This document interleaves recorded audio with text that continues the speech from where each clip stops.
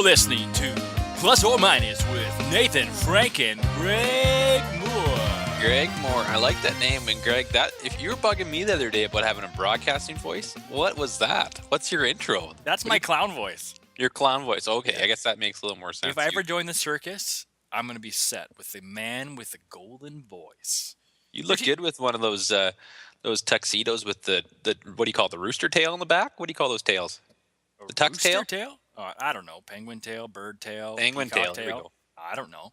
Hey, did you ever see that guy, that homeless guy on YouTube with the golden voice? Yeah, that guy's story was kind of normal, I suppose. What a great story. He struggled after that apparently too. You know, he just with being sober and everything, but he had quite the voice. We all got our struggles. Exactly. One of your struggles, Frank, is not play-by-play broadcasting. I would call that a struggle, but it's fun. I forgot to mention that last week. What about it? The fact that that's part of your day job. Didn't we already mention that? I don't think we did. Last week we spoke about you being weird with animals and the English language.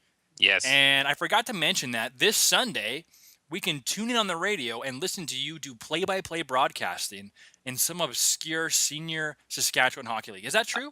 I go to all these little rinks and do senior hockey across the province, all over the place. And I have a couple hours to prepare and memorize all these names, and I do the best I can. So, do you have a funny, memorable moment from these things? Well, what stands out to you the most, I guess, is my question. Well, I think sometimes the thing I say goofy things. Like the other day, I was completely butchering the goaltender's name. His last name was Riki, and somehow I end up saying Deagle and Reichel, and so it's just how much I can butcher names, and sometimes I just say ridiculous things. Like one time, one was my second game I did. We came on a little bit early before the second period, and I noticed that the Zamboni driver was my science teacher. So I was like, hey, that is my science teacher, Richard King. Taught me science. I didn't do very well in the science class, but and he only taught 1 year because he's not a great teacher. So I get to say ridiculous things. Yeah, that is pretty ridiculous. You just called someone's parent a horrible teacher, and that's why he no longer has a job. Okay, I didn't actually say that. I didn't actually say he was a bad teacher, but I talked about him. Or I said, hey, Brett Nunweiler on the back point there, and me and Brett, we used to work on our treehouse together. I would tune into that show. Yeah, but I mean, I can't usually draw for my childhood normally, but in that game I could because I was doing my hometown team. Before we get too far into this, I want to thank once again puckrant.com for putting us on the big old internet. We're on the interweb for all the world to see. And executive producer, Maddie O'Connell, for making us look and feel, more importantly, good. It's like wearing a good pair of underwear. It just makes you feel good. I was going to say a good pair of onesie. Oh, I've never even had a onesie. I've always wanted one. You remind me of a guy who would look good with a onesie and the booties. The footies or the booties, whatever they're called. I don't know what you're talking about. Well, this is an NHL podcast. So you want to talk about the NHL? Let's be full disclosure here if you're listening to us. We're pretty miffed right now because last night, this is Wednesday night, February 19th. Last night on the 18th, before the quarterfinals, we recorded a podcast that predicted everything that happened today, and what happened? It got deleted. Yeah, we said that Russia was going to lose against Finland, and it happened. We said Canada was going to struggle against Latvia, but still pull out the win. We actually called the saves. We said that the no-name obscure Latvian goalie will make 55 saves and almost pull out the upset over Canada. But instead we had the perfect podcast, and it all got lost. The Pleasantville Perfect Petunian podcast. You're trying to do that alliteration thing. Yeah, you're way better at it than I am. I don't think I am. So should we talk about what happened today? Because, man, did I not get a lot of work done. We may as well. Canada pulled her out. Well, let's start with Finland and Russia here. I wake up this morning, and I get the news on my phone. I get up at about 6 o'clock this morning, and I think the game started at 5 or 6:30. And I see the scores 1-0 Russia. And I'm like, oh, that's what I expect. Because everyone's talking about Finland and all these injuries and how they have lost their top 4 centers. You heard that, right? Yeah, they were missing Filppula, Mikko Koivu, Saku Koivu didn't come. Barkov, yeah, they weren't a healthy squad. So everyone is expecting this team to do absolutely nothing. Put up a good fight. But what if you and I said the entire time. Never in this kind of tournament, never look past a good goaltender. And that's what Olli Jokinen was apparently saying yesterday prior to the game. He said we are going to get an upset here because just on the coattails of Tuukka Rask, and he was right. Let me tell you about Tuukka Rask, best goalie in the league. I argue all the time with Bruins fans about this because if you don't know after listening to this podcast, I hate the Boston Bruins. You hate the Bears. I can't stand those guys. But then when I look at it objectively, Tuukka Rask is arguably and almost unarguably the most impressive and the best goaltender in the NHL. He's a good goaltender. He's lucky that he has a good team in front of him, especially he's fortunate that he has Zdeno Chara in front of him. But nonetheless, he's still a good goaltender. I can't disagree with you on that one. So here's my question to you, Frank. Did Tuukka Rask steal this game? Did the Russians not show up? What happened? Well, obviously there was a problem with Russia and the fact that they couldn't score goals. This is a similar story to what you see in Washington. This team that had all this firepower, but in crunch time in playoff type atmosphere, playoff type hockey, they can't. It just doesn't work, right? You're They had tons of fireworks, but that's not how you win hockey games. So is it different on the big ice though? Because I didn't think I was struggling. I thought I was getting that out great. I felt like you had some peanut butter in your mouth or something. I probably had a little bit of peanut butter back in my molars. Have you finished your sandwich? Yeah, I finished my peanut butter and J. My question is, I look at teams like Canada and Russia in this tournament with stacked lineups all the way through of offensive power, and these guys can't score goals. Is it the big ice? It's the same thing that's happening to Canada, right? Canada's not scoring goals, and they have plenty of fireworks, more than Russia. So it's. But the thing is, Russia, they have some KHL players. These are players that grew up on the bigger ice, so they don't have the excuse that the Canadians have. Seeing as Canada doesn't have very much experience on the big ice, and the game is tailored for the Canadian game is tailored to the smaller ice surface. Absolutely, and you can see that now. So, did you see any reaction from the Russians after this? Apparently, they all walked out, and the only one that was willing to talk to the media was AO, which made me have a little more respect for him. That takes some big guts to be able to do that. Yeah, what did he say? He basically he was kind of almost speechless. He didn't really know what to say. He said, "We gave it our all. We tried 110, tried as hard as we could." And I mean, obviously, he doesn't have very good English, so he just said, "I don't know what to say." I'll tell you this: that entire country, like Canada in 2010, was looking for that medal, and to go in the quarterfinals is an absolute disgrace for that nation, and they should be embarrassed. And we're all disappointed. I mean, you're disappointed too. Who doesn't want to see Russia play Canada in the gold medal game? I felt so bad for those guys. I think it would have been better for the Olympics, better for hockey, had Russia made the final. 2 key mistakes in this game.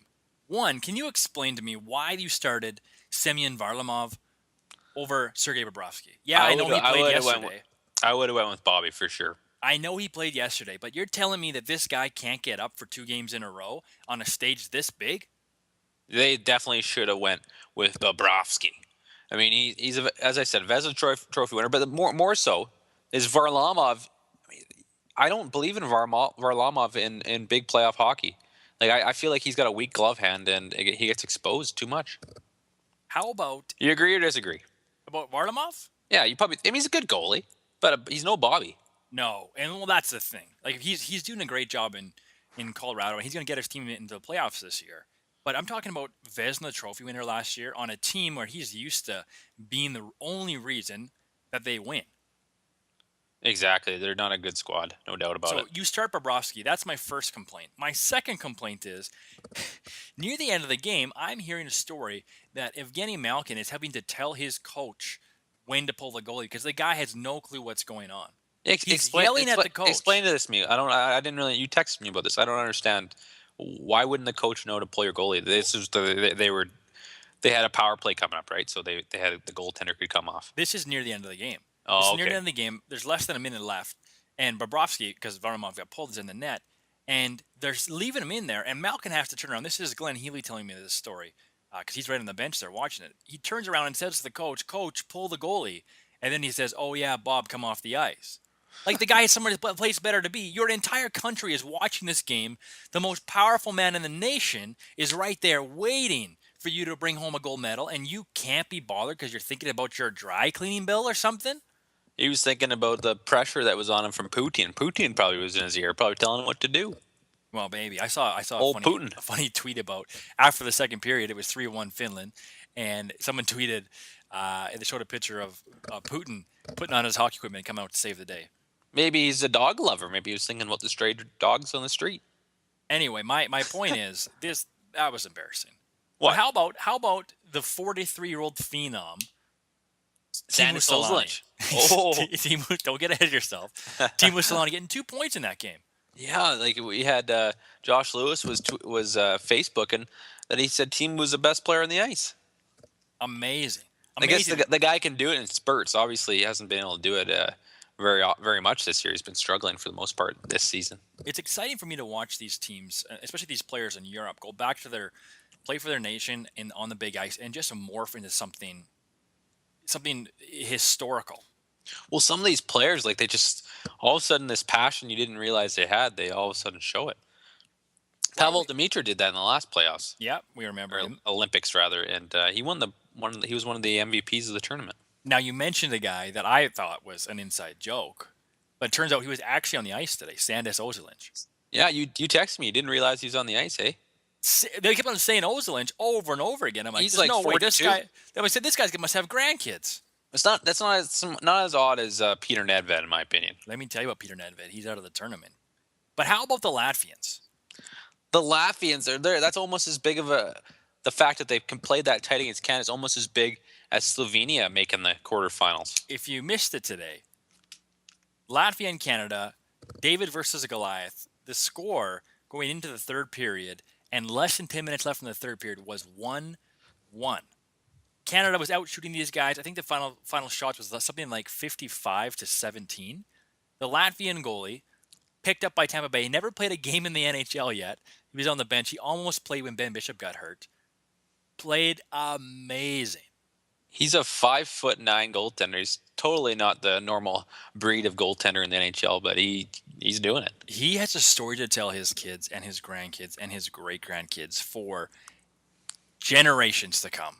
Well, no doubt. He played against the giant Canadians, but how disastrous would have that been had Latvia won? I'm at work, Frank. I got the CBC game on, and I can't focus because as this time's ticking away and we get closer and closer to overtime versus the Latvians, I'm like, we're playing with grenades here. Like we're playing hot potato with a hand grenade. It's only a matter of time before this guy shuts us out and sends us home like the Russians, and I can't even watch.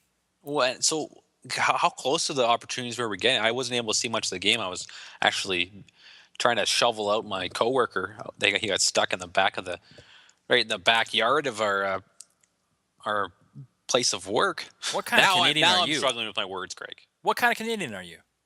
You're shoveling out snow when you should be watching the nation play? I had to help my coworker. Jeepers, you need to get a life. Yeah, you're right. I wish I had a better life, Greg. We actually had, going back to your question, we had some pretty good chances. Like early on, Sidney Crosby sprung for a breakaway, saved, and then Chris Kunitz, open net, smokes it off the post. Or crossbar, excuse me. Now, I've been all over Crosby. How would you rate his game today? I thought it was fine. It was different because both, like all the lines were going. The most impressive line was Getzlav, Perry, and Ben. And they all had chances. And they just couldn't make it work. Crosby almost scored a couple goals. It was just one of those games where you just got zero bounces, and they were all going the wrong way. And what they really need to do is they need to actually give that top line of Getzlav, Perry more of the ice time. Instead of giving Crosby the number one power play time, they should give it to the line that's hot. You hate Sidney Crosby. Admit it. No, I do not. I think I want him to be the best in the world. I want him to show it in this tournament. So here's my thing. In this game, I don't know if you know this, John Tavares out for the tournament. I heard it. Yeah, he's out for the tournament, and he didn't get a point this year in the tournament. No. I guess that's what happens when you're on the fourth line. Yeah, well, he doesn't get a lot of ice time. I thought he played pretty good. I mean, that was a piecemeal fourth line, which they changed all the time. But I mean, it's a good thing they have Martin St. Louis now to play center down there. Martin's not a center, man. They're gonna have to shift like some other centers on that third line. Who do you put down there? They could put Bergeron on the fourth line. Bergeron. So who plays with Crosby then? I don't know, but they keep Kunitz there, but they got to put Bergeron on that fourth line. So this really hurts our chances, don't you think? I don't think at all. Bergeron, Bergeron's a checking center. He'll be fine. I don't think it hurts our chances at all. I think everyone on the Boston Bruins is a checking center. But the thing is though, how hot are the Americans been? Can we just transition to my next topic? Can we match their intensity? Here's what I was thinking about, Frank. We're complaining about how none of these nations can score goals, but meanwhile, U.S. the is having no trouble. are putting up points. And my question is, what's the difference? I don't know. They just seem to have their mojo. I don't know. Like they have had no trouble. Doesn't matter who they're playing. Good or bad, they're putting the puck in the net. They're lighting up. And who did I call to win gold? You called the Americans, and I definitely did not. And I'm pretty sure my team that I picked is gone. Out of the tournament. The Russians. Yeah, the Russians were disappointing. But I'm very, very impressed by the Americans. They just seem to go to work all the time. Like 4-1 on the Czechs, they end up winning 5-2. And meanwhile, we're struggling with Latvia. Now, I understand that Ted Nolan, and they're playing a really different, tight game, heavy checking, whatever. He was pretty aggressive out there. I don't think there's any excuse. I mean, it's true that Latvia, they played basically every game. They played it really tight.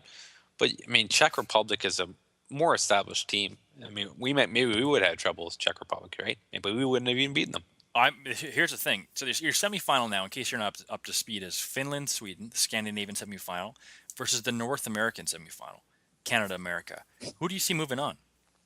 Well, you got to put your money on the Americans. I don't want to do it, but you got to put your money on the Americans and the Swedes. Yeah, the Swedes are going to beat the Finns. The Swedes have always had the Finnish number. Like, I don't know what it is. It's like they're both from the same region, but Finland doesn't have a chance against Sweden. Okay, I'm going to go the opposite of you. I'm going to say Finland will beat Sweden on the back of Rask. They'll do the same thing they did today. And you're going with Canada? No, I want Canada to win, but I have to pick the Americans because I called them for gold. Fair enough. One funny play. You didn't get a chance to watch the Canada-Latvia game. You know how they scored their goal? No. On a breakaway. Okay. They pulled, in baseball, have you ever watched Rookie of the Year where they do that trick where they put the ball in the first baseman's glove and they tag him out? Yeah. They pulled like a stunt like that. Explain to me. I don't understand how that could have happened. They had the defensemen that were coming on the line on both ends of the bench. Okay? They had one on one end and one on the other end.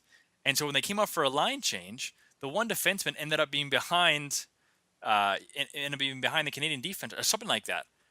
And sure enough, they sprung him for a breakaway. He scored, and they're literally sitting on the bench. I can't believe that worked. Ted Nolan's giggling. The whole bench was up in an uproar. I'll tell you this: that Rookie of the Year almost cost a nation a gold medal.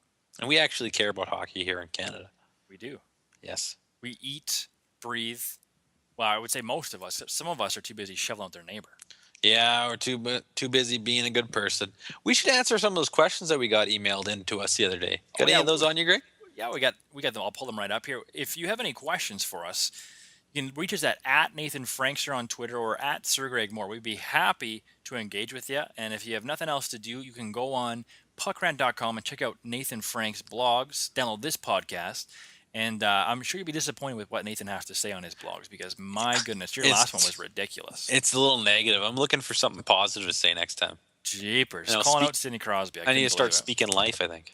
Okay, so we had a question from you asked the question to us. It says, Greg, how did you manage to curtail your deadly addiction to Coca-Cola and barbecue rib sandwiches? I didn't think you were going to go to that one first, but went to the well. Explain, Greg. How have you improved your diet? When we were in college, I used to have these delicious Tony Roma rib sandwiches, and I would crush Coke like water. Yeah, and you did that because you were depressed. I mean, you just kind of had a mental illness. No, I think I did because I loved my body. I loved it so much that I had to feed it good, sweet things. You just like the Coke. You're addicted. I was addicted. Okay, so how did you move on? What did you put in the hole to fill up the vacuum?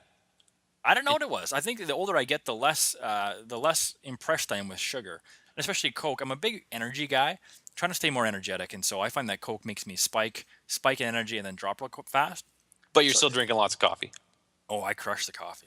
And only the best, right? Only the best Italian blends. Only the Italian espresso. Oh, bellissimo.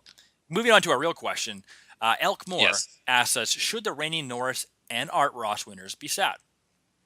I say no. I think PK Subban can light up that power play like no other. I mean, you got to have him on one of the top one or two power play units and give him all the power play time. But as a regular contributor to that team, he shouldn't be in the lineup. He's too much of a liability, and obviously, the coaching staff thinks that, and I'm trusting him on this one.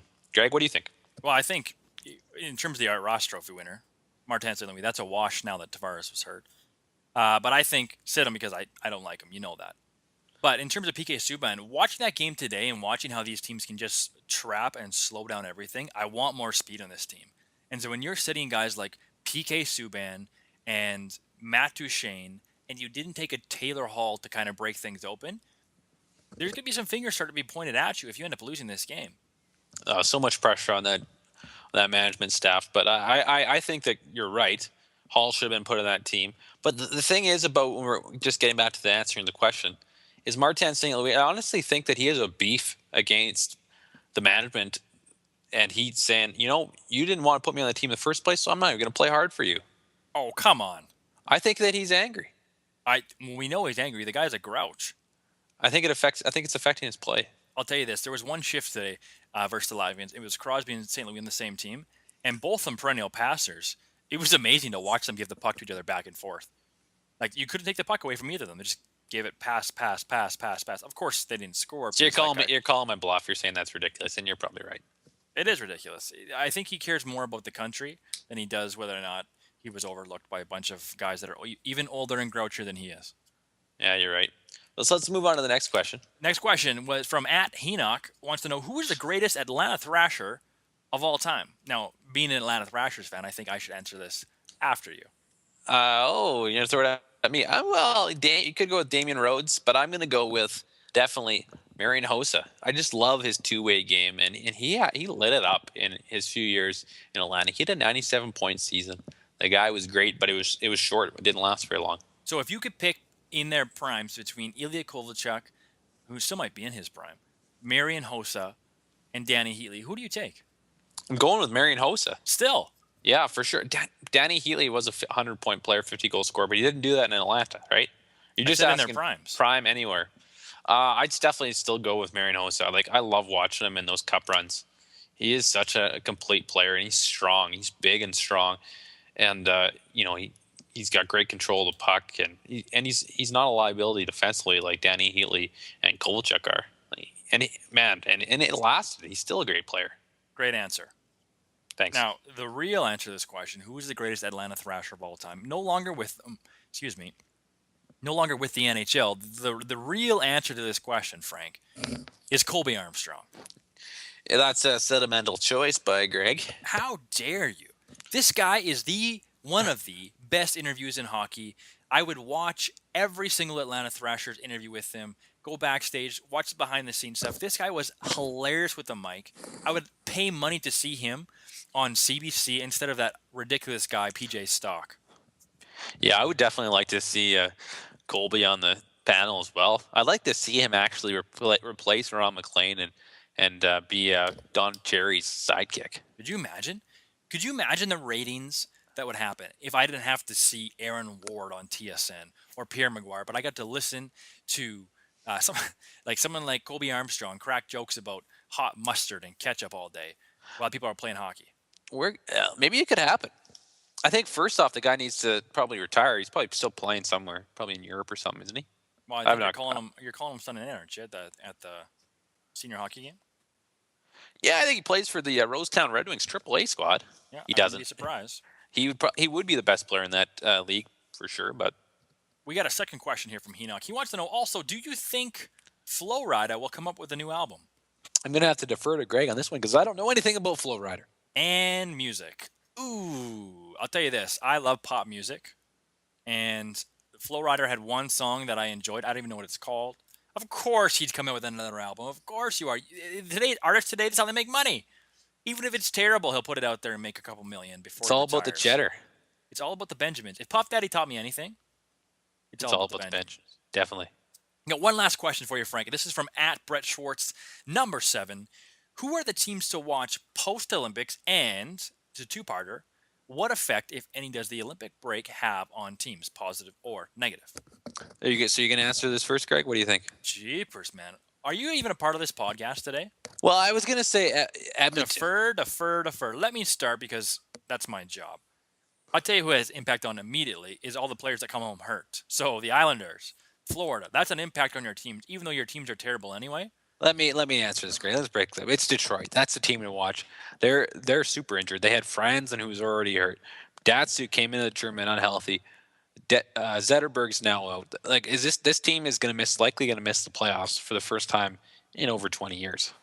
I can't wait for that to happen because I do not like the Detroit Red Wings, even though I respect them. You got to respect them. I got to respect them. That's But impressive. but they're getting less and less respect all the time. Mike Babcock has really been eating a lot of criticism in this tournament. And I mean, he's definitely not an invincible team if they miss the playoffs. But man, they haven't built. The thing is, they haven't been able to find the Zetterberg and the Datsyuks in the last decade, right? Yeah, and that's true. But I mean, when's the last time anyone found a Datsuk or Zetterberg that low in the draft pick? Where were they drafted? One of them was like drafted over 200. My point is they haven't been able to replace even Lidstrom, right? I mean, that's not easy things to do, but yeah, that's what I'm thinking right that's now. why they're not going to be in the playoffs. Well, I hope I could use a nice little refresher and let the Columbus Blue Jackets, make the playoffs. I would love that. But one thing I want to know, Frank, does like someone like the Chicago Blackhawks, does them sending 10 or 15 players to the Olympics, will that affect them coming home? They're a younger team, so for that reason they have a better chance. I mentioned in our podcast yesterday when we recorded it that it doesn't always affect these teams that have a lot of players playing. For example, Ed Snyder was complaining about about the Olympics and how they weren't taking Giroux, and then the reporter mentioned to him that Philadelphia in 2010 went to the Stanley Cup final after sending quite a few players to the Olympics. So it depends on. I think if you have a younger team, you have a better chance of not being hurt too much. One thing I like about a team to watch are the Winnipeg Jets, one of the hottest teams coming up to the deadline. Sent two players, Pavlak, Blake Wheeler, and I think that they are going to be a team to watch, if not just for the sheer drama of it. Will they finish ninth place? Terrible timing though. Hey, terrible time for this hot team. You give them a 2-week break. That doesn't help them at all. No, it's the worst thing for those guys. But I mean, if you're a Winnipeg ticket holder, I mean, you're paying the highest ticket prices in the league. At least you got some drama to finish out the season, whether or not you blow it and miss the playoffs, or whether you sneak in and get smashed in the first round by whoever you play. They'll probably catch Vancouver. Let's be honest; they're getting up there. Let me tell you about Vancouver. Did you hear about the? This is not Vancouver. I'm deferring to LA. Did you hear about the rumor that's flying around about the Edmonton Oilers and Shea Weber? No, I thought. What does that have to do with LA? Well, I was reading on puckrant.com, and the LA blogger called out the Oilers fans for this rumor. The rumor is Jordan Eberle, Sam Gagner, I almost said Simone Gagner, and a first-round pick for Shea Weber. Well, I think that you'd maybe have to give up even more than that for Weber. That was the argument. The guy's a horse. He was saying you're ridiculous, and it's all about money and all sort of stuff. I swear that if you are a blogger or a hockey newspaper writer, you just get bored and just write stuff. Oh, you know what sure. I mean? What's going on in Edmonton right now? Nothing. It's the middle of winter. We both have experienced snowstorms today. So what do you want to do? Hey, let's make up a ridiculous rumor and get the internet buzzed about it. The Edmonton fans have been talking about Shea Weber coming to Edmonton ever since he signed that offer sheet with Philadelphia. It's because that's what Edmonton needs, right? And they want him, and they want to figure out some way for Edmonton to grab Weber, but it's not going to happen. Hey, we can't blame him for dreaming. No doubt. But that is what that team needs. Is they need a big man defenseman, and they've been longing for it ever since Pronger left. And how can you replace someone like Pronger? That guy's an absolute stallion. You can't. We've talked about him enough. He's retired. Rest in peace, Chris Pronger. So with that, this is the shorter version of the Plus Minus podcast. We want to get something out to you before the quarterfinals. One thing I want to ask Frank before we go is women's hockey. We get a predictable Canada-America final. It's on tomorrow. Who's going to take it? I'm putting my money on Canada. We usually have their number in the Olympics. They've beaten us in the World Championship several times. But I'm putting my money on Canada. But let's be honest, it can go either way. That team hates each other. It's honestly, I'm not a big fan of women's hockey because it's a lot slower. But whenever they play each other, it is an absolute WrestleMania. Hey, don't get me started. I don't really ever watch women's hockey. I'll be watching tomorrow during work while you're shoveling out your coworker. Hey, well, maybe I'll throw it on my telephone and watch it. Are you How gonna about that, watch? Greg? You gonna watch semifinals at all? Oh, I sure want to. I will for sure. It was just a bad day, Greg. We had a snowy day, We and don't want to hear you complain again. okay. You know where to reach us at Nathan Frankster, at Sir Greg Moore. Thank you for listening to the podcast. If you have any questions, send us on Twitter. We will answer your question. And next week, I know I told you this week, but next week I promise we are going to predict the playoffs. When I say predict, I mean get them right. And if you're a betting man or woman, it'll be free money for you because we're never wrong. Next week is going to be really good. So please tune in. I'm going to leave it to the littlest hobo to send us out. Thanks again, PuckRant.com and executive producer Manny O'Connell. Have a good night, everyone. Good night. Lies just around the bend. So if you wanna join me for a while, just grab your hat, come travel light, that's hobo style. Maybe tomorrow I wanna settle down. Until tomorrow, the whole world is my home. So if you wanna join me for a while, just grab your hat, come travel light, that's hobo style. Maybe tomorrow I wanna settle down.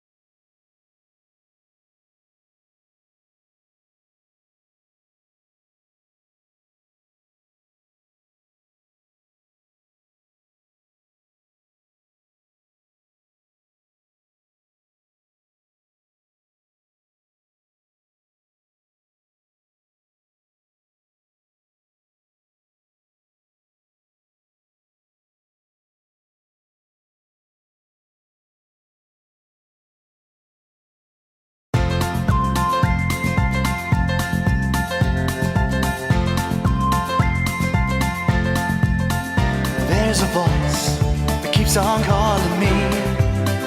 Down the road, that's where I'll always be. Every stop I make a new friend. Can't stay for long, just turn around and I'm gone again. Maybe tomorrow I'll wanna settle down. Until tomorrow I'll just keep moving on.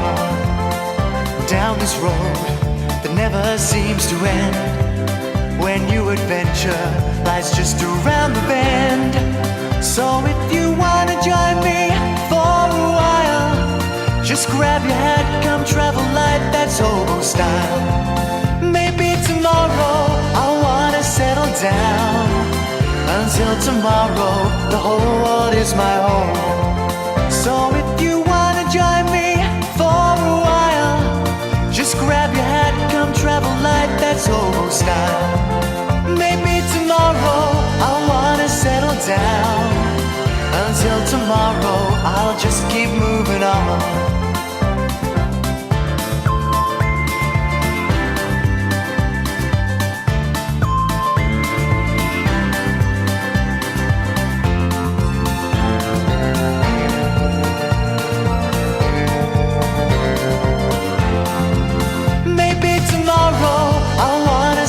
Down. Until tomorrow, I'll just keep moving on.